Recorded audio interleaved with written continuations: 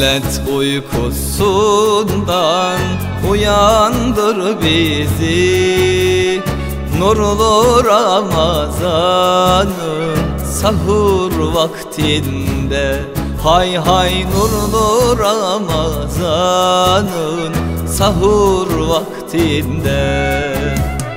Hakka kanat açsın hep el ele, ulu Ramazan'ın iftar vaktinde, hay hay ulu Ramazan'ın iftar vaktinde.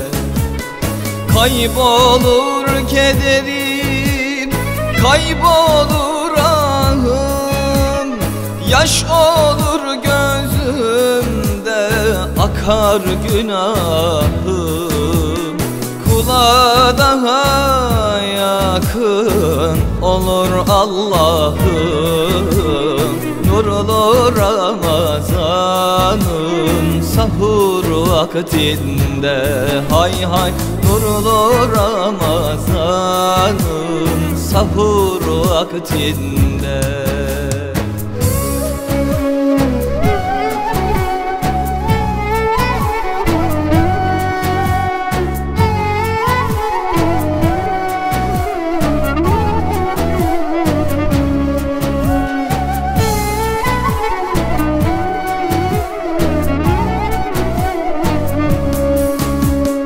Fakir medet umma fani dünyada, kulun kurtuluşu ulu oruçta.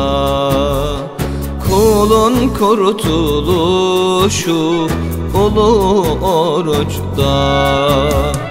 Ne güzel Allah'a getirmek nida, ulvi Ramazan'ın iftar vaktinde, hay hay ulvi Ramazan'ın iftar vaktinde. Kaybolur kederim, kaybolur ahım, yaş olur gözümde, akar günahım.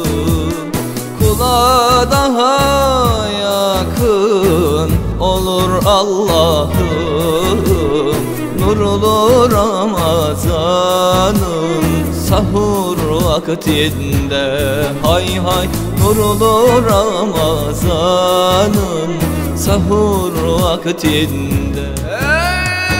Ey mübarek şehri Ramazan,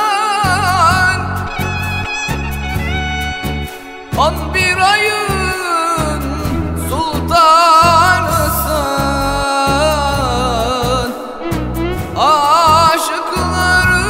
aşıkların vuslatısın, müminlerin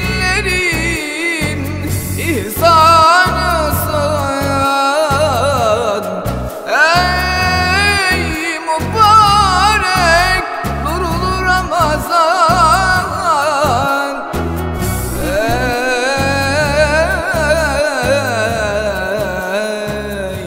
mübarek şehri Ramazan.